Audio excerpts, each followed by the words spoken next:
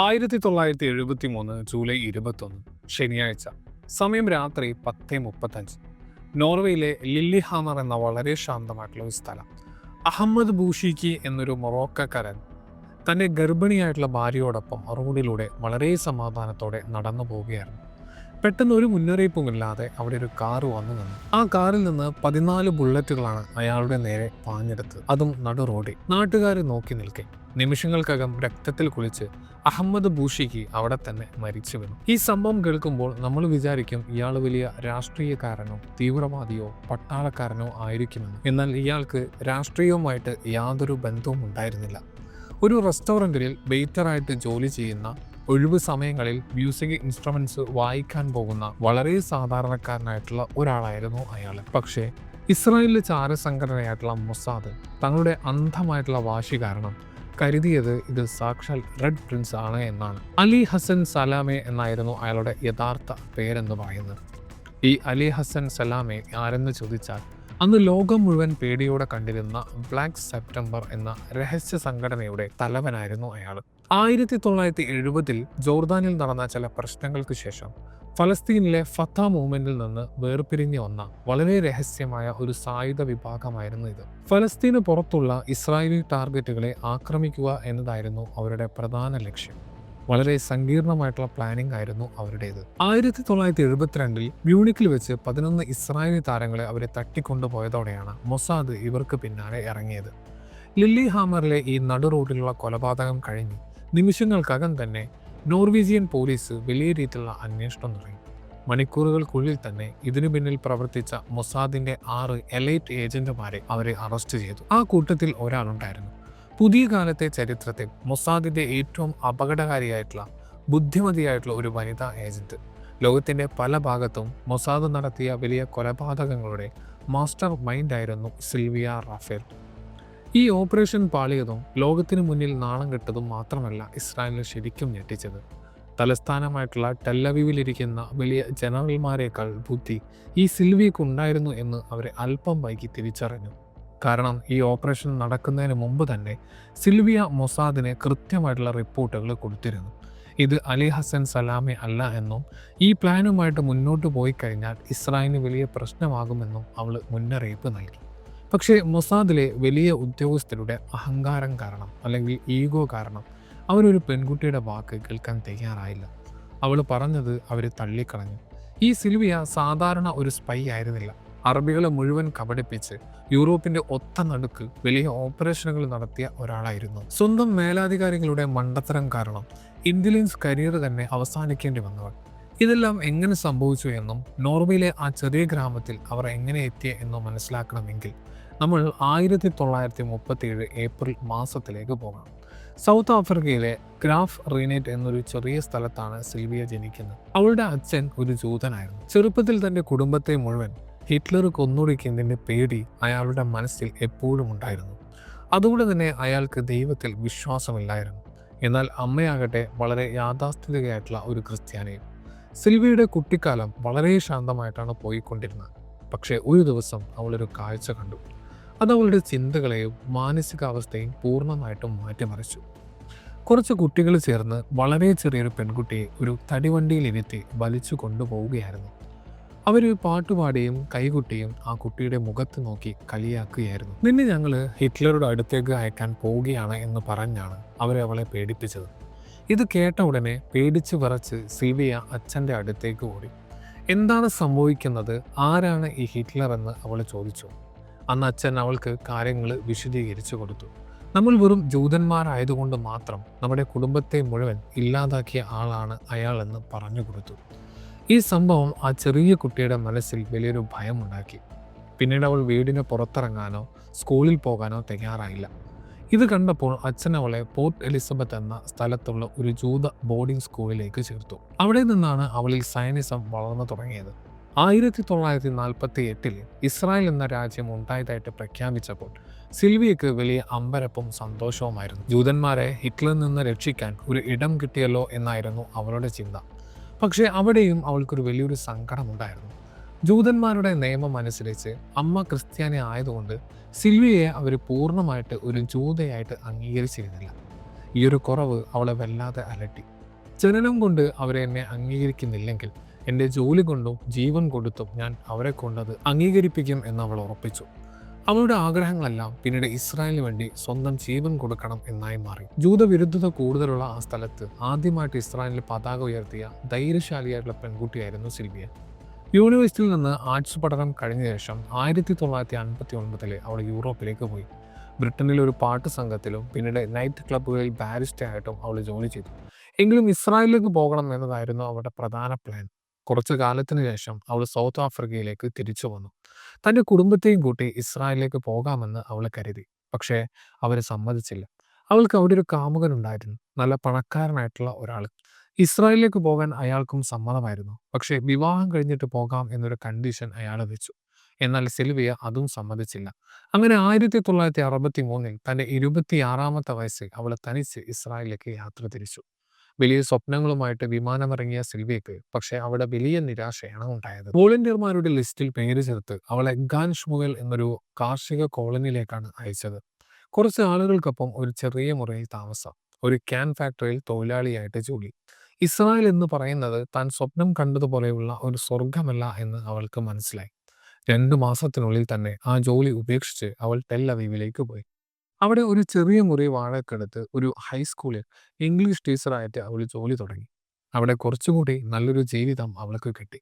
Hannah എന്നൊരു ജൂത പെൺകുട്ടിയും അവളോടൊപ്പം ആ റൂമിലുണ്ടായിരുന്നു. ഹന്നയ്ക്ക് സി എന്ന പേരുള്ള ഒരു കാമുകനുണ്ടായിരുന്നു. അയാൾ ഇടയ്ക്കിടെ ഹന്നയെ കാണാൻ അവിടെ വരുമായിരുന്നു. എന്നാൽ ഈ സി സാധാരണക്കാരനായിരുന്നില്ല. മൊസാദിന്റെ പുറത്തുള്ള ഏജന്റുമാരെ പരിശീലിപ്പിക്കുന്ന സ്പെഷ്യൽ ഓപ്പറേഷൻ സ്കൂളിലെ ഒരു ട്രെയിനറായിരുന്നു അയാൾ. സിൽവിയ സംസാരിക്കുന്നത് കേൾക്കുമ്പോൾ അവളുടെ ആവേശവും ഇസ്രായേലിന് വേണ്ടി എന്തും ചെയ്യാനുള്ള മനസ്സും അയാൾ ശ്രദ്ധിച്ചു. ഇത്രയും വലിയൊരു ഉദ്യോഗസ്ഥനോടാണ് താൻ സംസാരിക്കുന്നത് എന്ന് സിൽവിയക്കും അറിയില്ലായിരുന്നു. സി ഉടനെ തന്നെ അവളെക്കുറിച്ച് തന്റെ മേലാധികാരിക്ക് ഒരു കൃത്യമായിട്ടുള്ള റിപ്പോർട്ട് നൽകി. അന്ന് രഹസ്യ ഓപ്പറേഷനുകളുടെ തലവനായിരുന്നു മോഡ്കെ കഫീർ. 1964 ജനുവരി സിൽവിയെ തേടി ഒരാൾ വന്നു. ഡിഫൻസ് മിനിസ്ട്രിയിൽ നിന്ന് ഘാഡി എന്ന പേരിലാണ് അയാൾ വന്നത്. അവൾക്കൊരു ജോലി ഉണ്ടെന്നും ടെല്ലബീവിലെ ഒരു കഫേയിൽ വെച്ച് കാണാമെന്നും അയാൾ പറഞ്ഞു. അവൾ അവിടെ എത്തിയപ്പോൾ അവളെ കാത്തിരുന്നത് മോഡ്കെ കഫീർ തന്നെയായിരുന്നു. അയാൾ വളച്ചു കെട്ടാതെ കാര്യം പറഞ്ഞു. ഞാൻ ഇസ്രായേൽ ഇന്റലിജൻസിന്റെ ആളാണ്. നിന്നെക്കുറിച്ച് ഞങ്ങൾക്ക് റിപ്പോർട്ട് കിട്ടിയിട്ടുണ്ട്. ഇസ്രായേലിന് വേണ്ടി എന്ത് ചെയ്യാനും നീ തയ്യാറാണ് എന്ന് ഞങ്ങൾക്കറിയാം. ഇത് കേട്ടപ്പോൾ സിൽവിയക്ക് വളരെ സന്തോഷമായി. തൻ്റെ സ്വപ്നം സഫലമാകാൻ പോകുന്നു എന്ന് അവൾക്ക് തോന്നി. പിന്നീട് അവൾക്ക് കഠിനമായിട്ടുള്ള ടെസ്റ്റുകളായിരുന്നു. അവളുടെ മാനസികാവസ്ഥയും പെട്ടെന്നുള്ള തീരുമാനമെടുക്കാനുള്ള കഴിവും അവർ പരീക്ഷിച്ചു. വലിയ പ്രഷർ കൊടുത്ത് പല ടെസ്റ്റുകൾ നടത്തി. മുൻപ് യാതൊരു ട്രെയിനിങ്ങും ഇല്ലാതിരുന്നിട്ടും അവൾ അതിലെല്ലാം പാസ്സായി. ഉടൻ തന്നെ അവളെ മൊസാദ് ബാരിയേഴ്സ് തയ്യാറാക്കുന്ന കോഴ്സിലേക്ക് മാറ്റി. ടെല്ലബീവിലെ ഡിസൻഗോഫ് സ്ട്രീറ്റിലുള്ള ഒരു രഹസ്യ ഫ്ലാറ്റിലായിരുന്നു പരിശീലനം. എബ്രഹാം ഗെമർ എന്ന വളരെ സമർത്ഥനായിട്ടുള്ള ഒരു ഓഫീസറായിരുന്നു അവളെ പരിശീലിപ്പിച്ചത്. അയാൾ അവളെ അക്ഷരാർത്ഥത്തിൽ തേച്ചു മിനുക്കി. മാപ്പ് വായിക്കാനും ആകാശത്തു നിന്നുള്ള ചിത്രങ്ങൾ നോക്കി മനസ്സിലാക്കാനും രൂപം മാറാനും പെട്ടെന്ന് രക്ഷപ്പെടാനും സീക്രട്ട് ഇങ്ക് ഉപയോഗിച്ച് എഴുതാനുമൊക്കെ അവളെ പഠിപ്പിച്ചു. അവളുടെ ഓർമ്മശക്തി കൂട്ടാനും ട്രാക്കിംഗ് ചെയ്യാനും അതുപോലെ ബോംബുകൾ ഉണ്ടാക്കാനും ഡിഫ്യൂസ് ചെയ്യാനും വരെ അയാൾ അവൾക്ക് ട്രെയിനിങ് നൽകി. അവൾ ഫീൽഡിൽ ഇറങ്ങാൻ തയ്യാറായോ എന്നറിയാൻ അവർ വളരെ ബുദ്ധിമുട്ടുള്ള ചില ടെസ്റ്റുകൾ കൊടുത്തു. ആദ്യത്തെ ടെസ്റ്റ് ഒരു ബ്രിട്ടീഷ് പത്രപ്രവർത്തകയാണെന്ന് പറഞ്ഞ് മീഡിയയെ വെറുക്കുന്ന വളരെ പിടിവാശിക്കാരിയായിട്ടുള്ള ഒരു ഇസ്രായേലി ബിസിനസ്സുകാരിയുടെ ഇൻ്റർവ്യൂ എടുക്കുക എന്നതായിരുന്നു. ആദ്യ ശ്രമത്തിൽ തന്നെ അവൾ അതിൽ വിജയിച്ചു. രണ്ടാമത്തെ ടെസ്റ്റ് ടെല്ലവീവിലെ വളരെ പ്രധാനപ്പെട്ട റീഡിംഗ് പവർ സ്റ്റേഷനിലായിരുന്നു. മൊസാദ് അവൾക്ക് കുറച്ച് ഡമ്മി ബോംബുകൾ കൊടുത്തിട്ട് ആ പവർ സ്റ്റേഷൻ്റെ ഉള്ളിൽ കടന്ന് അത് അവിടെ വെക്കാൻ പറഞ്ഞു. മാത്രമല്ല അവിടെ ഒളിച്ചു വെച്ചിട്ടുള്ള ഒരു ബ്ലാക്ക് ബോക്സ് ആരും അറിയാതെ എടുത്ത് കൊണ്ടുവരാനും പറഞ്ഞു. അവിടുത്തെ ചൂട് 50 ഡിഗ്രിക്ക് മുകളിലായിരുന്നു. അവൾ അഴുക്കുചാലുകൾ വഴി ടണലിൻ്റെ ഉള്ളിലൂടെ കടന്ന് ടർബൈനുകളുടെ അടുത്തെത്തി ആ ബോംബ് വെച്ചു. പുറത്തുനിന്ന് അവളെ നിരീക്ഷിച്ചിരുന്ന മൊസാദ് ഓഫീസർമാർ പോലും അവളുടെ കഴിവ് കണ്ട് ശരിക്കും ഞെട്ടിപ്പോയി. ആ ബ്ലാക്ക് ബോക്സും എടുത്ത് അവൾ വിജയകരമായിട്ട് തിരിച്ചു വന്നു. 2 വർഷത്തോളമാണ് അവൾ ഈ ട്രെയിനിങ് ചെയ്തത്. 1965 അവസാനമായപ്പോഴേക്കും മൊസാദ് വലിയൊരു പ്രതിസന്ധിയിലായിരുന്നു. ആ വർഷം ജനുവരിയിൽ അവരുടെ പ്രധാന ഏജന്റായിട്ടുള്ള എലി കോഹൻ സിറിയയിൽ വെച്ചിട്ട് പിടിയിലാവുകയും മെയ് 18 അദ്ദേഹം കൊല്ലപ്പെടുകയും ചെയ്തിരുന്നു. പകരം ആരെങ്കിലും പെട്ടെന്ന് അവിടെ നിർത്തേണ്ടതുണ്ടായിരുന്നു. അപ്പോഴാണ് കില്ലിംഗ് ഓപ്പറേഷനുകളുടെ തലവനായിട്ടുള്ള മൈക്ക് ഹലാരി ഒരു ഐഡിയ പറഞ്ഞത്. ഈ സമയത്ത് ഏറ്റവും അനുയോജ്യമായിട്ടുള്ള ആള് സിൽവിയ ആണെന്ന് അയാൾ പറഞ്ഞു. കാരണം ഇത്രയും പെട്ടെന്ന് ഒരു പെൺകുട്ടിയെ അവർ ഇതിനായിട്ട് ഉപയോഗിക്കും എന്ന് അറബികൾ ഒരിക്കലും ചിന്തിക്കില്ല. ഒരു ഫോട്ടോ ജേർണലിസ്റ്റ് എന്ന കവറിലാണ് അവളെ അയക്കുന്നത്. അങ്ങനെയാകുമ്പോൾ അവൾക്ക് എവിടെ വേണമെങ്കിലും പോകാമല്ലോ. അവളുടെ ഐഡന്റിറ്റി 100% ഒറിജിനൽ ആയിരിക്കണമെന്നും അവർ തീരുമാനിച്ചു. ഈ ഓപ്പറേഷന്റെ മുഴുവൻ ചുമതലയും മൈക്ക് ഹനാരി ഏറ്റെടുത്തു. അയാൾ സിൽവിയയെ കണ്ട് പാട്രീഷ്യ റോക്സ്ബർഗ് എന്ന പേരിലുള്ള ഒരു ഒറിജിനൽ കനേഡിയൻ പാസ്പോർട്ട് കൊടുത്തു. ഇനി മുതൽ നിന്റെ പേര് സിൽവിയ എന്നല്ല, പാട്രീഷ്യ എന്നാണ്. നീ കാനഡക്കാരിയാണ് എന്ന് അയാൾ പറഞ്ഞു. ആ പാസ്പോർട്ടിന്റെ യഥാർത്ഥ ഉടമസ്ഥ എന്നേക്കുമായിട്ട് അപ്രത്യക്ഷയായിരുന്നു. സിൽവിക്ക് പിന്നീട് ഇസ്രായേലിലെ ഏറ്റവും മികച്ച ഫോട്ടോഗ്രാഫർമാരായിട്ടുള്ള പോൾ കോൾബാനെ പോലെയുള്ളവർ ട്രെയിനിങ് കൊടുത്തു. അവളുടെ കഥ ആളുകളെ വിശ്വസിപ്പിക്കാൻ വേണ്ടി അവളെ ഫ്രാങ്ക്ഫർട്ടിലേക്കും പിന്നീട് കാനഡയിലേക്കും അയച്ചു.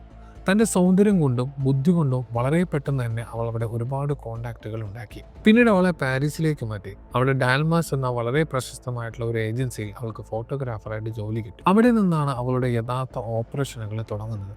ആദ്യത്തെ ടാർഗറ്റ് ജോർദാനായിരുന്നു. പ്രശ്നങ്ങൾ കവർ ചെയ്യാൻ വന്ന കനേഡിയൻ ജേർണലിസ്റ്റ് എന്ന വ്യാജാന് അവൾ ഫലസ്തീൻ ക്യാമ്പുകളിൽ കയറിപ്പറ്റി. ഫലസ്തീൻ ക്യാമ്പുകൾക്കുള്ളിലെ തർക്കങ്ങളും ജോർദാൻകാരുമായിട്ടുള്ള പ്രശ്നങ്ങളും അവൾ പഠിക്കുകയും റിപ്പോർട്ട് ചെയ്യുകയും ചെയ്തു. വലിയൊരു ഇൻഫർമേഷനുമായിട്ടാണ് അവൾ പാരീസിലേക്ക് മടങ്ങിയത്. 1966 മുതൽ 72 വരെയുള്ള 6 വർഷം അവൾ സിറിയ, ലിബിയ, ഇറാഖ്, പിന്നെ ഈജിപ്തിലെ കെയ്റോ എന്നിങ്ങനെ ഒരുപാട് സ്ഥലങ്ങളിൽ ഇതുപോലെ യാത്ര ചെയ്ത് വിവരങ്ങൾ ചോർത്തി. എന്നാൽ 1972 സെപ്റ്റംബർ 5 നടന്ന മ്യൂണിക് സംഭവത്തോടെയാണ് കാര്യങ്ങൾ മാറുന്നത്. ഒളിമ്പിക്സ് വില്ലേജിൽ കടന്നു കയറിയ ബ്ലാക്ക് സെപ്റ്റംബർ സംഘം 11 ഇസ്രായേലി താരങ്ങളെ തട്ടിക്കൊണ്ടുപോയി കൊലപ്പെടുത്തി. ഈ സംഭവത്തിൽ 4 പലസ്തീൻ പോരാളികൾ കൊല്ലപ്പെടുകയും ബാക്കിയുള്ളവർ അറസ്റ്റിലാവുകയും ചെയ്തു. ഇതിന് മറുപടിയായിട്ട് Israel Operation Wrath of God എന്ന പേരിൽ ഒരു വലിയ ഹിറ്റ് ലിസ്റ്റ് ഉണ്ടാക്കി. ഇതിൽപ്പെട്ട ആരെയും ബാക്കി വെക്കില്ല എന്ന് അവർ തീരുമാനിച്ചു. ഈ ഓപ്പറേഷന്റെ ചുമതല മൊസാദിലെ 3 മുതിർന്ന നേതാക്കളെയാണ് അവരെ ഏൽപ്പിച്ചത്. ഒരിക്കൽ പാരീസിൽ ഒരു ഫ്രഞ്ച് ഗായകന്റെ പരിപാടിയിൽ ഫോട്ടോ എടുത്തുകൊണ്ടിരിക്കുകയായിരുന്നു സിൽവിയ. പരിപാടി കഴിഞ്ഞ് വീട്ടിലെത്തിയ ഉടനെ അവളുടെ ഫോൺ റിങ് ചെയ്തു. മൊസാദിൻ്റെ മെസ്സേജ് ആയിരുന്നു അത്. ഉടനെ തന്നെ ആദ്യത്തെ ട്രെയിനിൽ കയറി റോമിലേക്ക് പോകുക. അവൾ ഒട്ടും സമയം കളയാതെ സാധനങ്ങളും എടുത്ത് റോമിലേക്ക് തിരിച്ചു. അവിടെ മൊസാദ് ഏജന്റ് ഡാനിഷ് ഷാരറ്റ് അവളെ കാത്തു നിൽപ്പുണ്ടായിരുന്നു. അവർ ലിബിയൻ എംബസിയുടെ മുന്നിലെത്തി. അയാൾ ഒരാളെ ചൂണ്ടിക്കാണിച്ചു കൊടുത്തു. ബായിൽ സുവൈറ്റ. എംബസിയിലെ ട്രാൻസ്ലേറ്ററായിട്ട് ജോലി ചെയ്യുന്ന ഇയാൾ യഥാർത്ഥത്തിൽ ബ്ലാക്ക് സെപ്റ്റംബറിൻ്റെ വലിയൊരു നേതാവായിരുന്നു. ഇവിടെ സിൽവിയുടെ റോള് വെടിവെക്കുക എന്നതായിരുന്നില്ല, അതിലും വലുതായിരുന്നു. ഇയാളുടെ ഓരോ നീക്കങ്ങളും കൃത്യമായിട്ട് മനസ്സിലാക്കുക. ഒരു ഫോട്ടോഗ്രാഫർ എന്ന നിലയിൽ അവൾ ആ ബിൽഡിങ്ങിൻ്റെ ചുറ്റും ആഴ്ചകളോളം നടന്ന ഫോട്ടോകൾ എടുത്തു. അയാൾ എപ്പോൾ വരുന്നു, പോകുന്നു, ആരെ കാണുന്നു എന്നെല്ലാം അവൾ റിപ്പോർട്ട് ചെയ്തു. 1 മാസത്തോളം അവൾ അയാളെ നിരീക്ഷിച്ചു. ഒടുവിൽ 1972 ഒക്ടോബർ 16 അയാൾ സാധനങ്ങൾ വാങ്ങി വീട്ടിലേക്ക് വരികയായിരുന്നു. അറബിയിൽ നിന്ന് ഇറ്റാലിയനിലേക്ക് മാറ്റാൻ 1001 രാവുകൾ എന്ന പുസ്തകവും അയാളുടെ കയ്യിലുണ്ടായിരുന്നു. രാത്രി 10:30 അയാൾ തൻ്റെ അപ്പാർട്ട്മെൻറ്റിലേക്ക് എത്തി. ലിഫ്റ്റിൻ്റെ ബട്ടൺ അമർത്തുന്നതിന് മുമ്പ് തന്നെ മൊസാദ് ഏജന്റുമാർ അയാളെ വളഞ്ഞു. 12 ബുള്ളറ്റുകളാണ് അവർ അയാളുടെ ദേഹത്തേക്ക് ഉതിർത്തത്. അയാൾ അവിടെ വെച്ച് തന്നെ മരിച്ചു. ഈ സമയം സിൽവിയ തിരിച്ച് പാരീസിലേക്കുള്ള ട്രെയിനിൽ കയറിയിരുന്നു. അടുത്ത ടാർഗറ്റ് ഡോക്ടർ മുഹമ്മദ് ഹംഷാരി ആയിരുന്നു. 1972 ഡിസംബറിൽ ഇതിനുള്ള ഓർഡർ വന്നു. ഫ്രാൻസിൽ പിയുല്ലയുടെ പ്രതിനിധിയായിരുന്നു അയാൾ. വായിൽ സുവൈറ്റർ കൊല്ലപ്പെട്ടതുകൊണ്ട് അയാൾ വളരെ ശ്രദ്ധിച്ചാണ് നടന്നിരുന്നത്. ഫ്രഞ്ചുകാരിയായിട്ടുള്ള ഭാര്യയും 8 വയസ്സുള്ള മകളും അയാൾക്കുണ്ടായിരുന്നു. എല്ലാ ദിവസവും രാവിലെ 8 മണിക്ക് ഭാര്യയും മകളും വീട്ടിൽ നിന്ന് പോകും. പക്ഷേ ഹംഷാരി പുറത്തിറങ്ങുന്നതിന് കൃത്യമായിട്ടുള്ള സമയമൊന്നും ഉണ്ടായിരുന്നില്ല. അതിനാൽ അവർ മറ്റൊരു പ്ലാൻ ഉണ്ടാക്കി. അയാളെ എങ്ങനെയെങ്കിലും വീട്ടിൽ നിന്ന് പുറത്തിറക്കണം. ആ സമയം കൊണ്ട് വീടിനുള്ളിൽ കയറി അയാളുടെ ടെലിഫോണിൽ ബോംബ് വെക്കണം. ഡിസംബർ 7 സിൽവിയ അയാളെ ഫോണിൽ വിളിച്ച് താൻ പാട്രീഷ്യ ആണെന്നും ഒരു ഫ്രഞ്ച് പത്രപ്രവർത്തകയാണെന്നും ഒരു ഇൻ്റർവ്യൂ വേണമെന്നും പറഞ്ഞു. അയാൾ ആദ്യം നിരസിച്ചെങ്കിലും അവൾ വളരെ നിർബന്ധിച്ചപ്പോൾ അയാൾ സമ്മതിച്ചു. അന്ന് തന്നെ ഷാംസ് എലിസെ എന്ന സ്ട്രീറ്റിലുള്ള ഒരു കഫേയിൽ അവർ കണ്ടുമുട്ടി. ഈ സമയം മൊസാദ് ടീം അയാളുടെ വീട്ടിൽ കയറി ടെലിഫോണിൽ വളരെ വിദഗ്ധമായിട്ട് ബോംബ് സെറ്റ് ചെയ്തു. പിറ്റേന്ന് രാവിലെ 8 മണിക്ക് ഭാര്യയും മകളും വീട്ടിൽ നിന്ന് പോയതിനു ശേഷം സിൽവിയ അടുത്തുള്ള ഒരു പബ്ലിക് ടെലിഫോൺ ബൂത്തിൽ നിന്ന് അയാളുടെ നമ്പറിലേക്ക് വിളിച്ചു. അയാൾ ഫോൺ എടുത്തുവെന്നും അയാളുടെ ശബ്ദമാണെന്നും ഉറപ്പായ ഉടനെ 300 മീറ്റർ അകലെ കാറിലിരുന്ന മൊസാദ് ടീമിന് അവൾ സിഗ്നൽ കൊടുത്തു. നിമിഷങ്ങൾക്കകം ആ ഫോണ് പൊട്ടിത്തെറിച്ചു. ഡിസംബർ 8 നടന്ന ഈ സ്ഫോടനത്തിൽ അയാൾക്ക് ഗുരുതരമായിട്ട് പരിക്കേൽക്കുകയും പിന്നീട് 1973 ജനുവരി 9 ആശുപത്രിയിൽ വെച്ച് അയാൾ മരിക്കുകയും ചെയ്തു. ഇത് ഫ്രാൻസിലെ വലിയൊരു രാഷ്ട്രീയ ഭൂകമ്പം തന്നെ ഉണ്ടാക്കി. ഇത്രയും വലിയൊരു നേതാവിനെ തങ്ങളുടെ നാട്ടിലിട്ട് ഇത്ര എളുപ്പത്തിൽ കൊന്നത് ഫ്രഞ്ച് പോലീസിനെ ഞെട്ടിച്ചു. അവർ വലിയ അന്വേഷണം തുടങ്ങി. യൂറോപ്പിലെ നഗരങ്ങളെ മുഴുവൻ യുദ്ധക്കളമാക്കാൻ ഇസ്രായേൽ തയ്യാറാണെന്ന് ലോകം മനസ്സിലാക്കി. പിന്നീട് ലെബനാനിൽ വലിയൊരു ഓപ്പറേഷൻ ചെയ്യാൻ മൊസാദ് തീരുമാനിച്ചു. പിന്നീട് നടക്കാനിരുന്ന ഓപ്പറേഷൻ ഫർദാൻ എന്ന വലിയൊരു പ്ലാനിൻ്റെ മുന്നൊരുക്കമായിരുന്നു ഇത്. ഫലസ്തീൻ്റെ സുരക്ഷാ സംവിധാനങ്ങളെ തകർക്കാനും അതുവഴി ഇസ്രായേലിലെ കമാൻഡോ ബോട്ടുകൾക്ക് ലെബനാൻ തീരത്തേക്ക് വരാൻ വഴിയൊരുക്കാനും വേണ്ടിയായിരുന്നു ഇത്. സെയ്ദ് അൽ സബ എന്നൊരാളായിരുന്നു ടാർഗറ്റ്. അയാളെ നിരീക്ഷിക്കാൻ സിൽവിയ ട്രിപ്പോളിയിലും ബെയ്റൂട്ടിലുമെല്ലാം പോയി. പക്ഷേ അയാൾ വളരെ ബുദ്ധിമാനായിരുന്നു. തൻ്റെ ചുറ്റും എന്തൊക്കെയോ നടക്കുന്നുണ്ടെന്ന് അയാൾക്ക് മനസ്സിലായി. അയാൾ തൻ്റെ യാത്രകളും മീറ്റിങ്ങുകളും എല്ലാം മാറ്റി. അതോടെ ആ ഓപ്പറേഷൻ പാളി. ഈ പരാജയത്തിൽ നിന്നൊന്നും പഠിക്കാതെയാണ് മൊസാദ് അഹങ്കാരത്തോടെ നോർവേയിലെ ലില്ലി ഹാമറിലേക്ക് പോയതും തുടക്കത്തിൽ പറഞ്ഞ ആ മൊറോക്കൻകാരനെ കൊന്നതും. അന്ന് സിൽവിയ കൊടുത്ത റിപ്പോർട്ട് അവർ തള്ളിക്കളഞ്ഞു. ലില്ലി ഹാമറിലെ ആ വലിയ തെറ്റിന് ശേഷം നോർവീജിയൻ പോലീസ് രാജ്യം മുഴുവൻ അടച്ചുപൂട്ടി അന്വേഷണം നടത്തി സിൽവിയയെ പിടികൂടി. താൻ പാട്രീഷ്യ ആണെന്നും അവൾ പറഞ്ഞെങ്കിലും അവളുടെ റൂമിൽ നിന്ന് ഒരുപാട് ഫേക്ക് പാസ്പോർട്ടുകളും പണവും സീക്രട്ട് ബുക്കുകളും ക്യാമറകളും അവരെ കണ്ടെടുത്തു. അതോടെ അവളൊരു മൊസാദ് ഏജന്റാണ് എന്ന് ലോകം മുഴുവൻ അറിഞ്ഞു. പത്രങ്ങളിൽ അവളുടെ ഫോട്ടോകൾ നിറഞ്ഞു. കോടതി അവൾക്ക് 5 വർഷം തടവ് ശിക്ഷ വിധിച്ചു. അതോടെ മൊസാദ് അവളെ പൂർണ്ണമായിട്ടും കൈവിട്ടു. തങ്ങളുടെ ഏറ്റവും മികച്ച ഏജന്റാണെന്ന കാര്യം തന്നെ അവർ മറന്നു. എന്നാൽ ജയിലിൽ വെച്ച് ആരും പ്രതീക്ഷിക്കാത്ത ഒരു സംഭവം നടന്നു. സിൽവിയുടെ വക്കീലായിരുന്ന അന്യൂസ് ഷോട്ട് എന്ന നോർവീജിയൻകാരനുമായിട്ട് അവൾ പ്രണയത്തിലായി. അയാൾ ഒരുപാട് കഷ്ടപ്പെട്ട് അവൾക്ക് ജയിലിൽ നിന്ന് മോചനം വാങ്ങിക്കൊടുത്തു. പുറത്തിറങ്ങിയ ഉടനെ അവർ വിവാഹിതരായി. ഇനി ഒരിക്കലും മൊസാദിനോടൊപ്പമോ മറ്റേതെങ്കിലും ഏജൻസിക്കൊപ്പമോ ജോലി ചെയ്യില്ലെന്ന് അവൾ തീരുമാനിച്ചു. നോർവേയിൽ തന്നെ താമസിക്കാൻ അവർ ശ്രമിച്ചെങ്കിലും അവിടെ വലിയൊരു ക്രൈം ചെയ്തുകൊണ്ട് അവിടുത്തെ നിയമം അത് അനുവദിച്ചില്ല. അവരെ അവിടെ നിന്ന് നാട് കടത്തി. അങ്ങനെ ഭർത്താവ് സ്വന്തം നാടും കുടുംബവും ഉപേക്ഷിച്ച് അവളോടൊപ്പം പോന്നു. അവർ ഇസ്രായേലിലെ ടെല്ലവീവിലാണ് പിന്നീട് താമസിച്ചത്. ജയിലിൽ നിന്ന് വന്നതിന് ശേഷം മൊസാദ് അവൾക്ക് വലിയ പോസ്റ്റുകൾ ഓഫർ ചെയ്തു.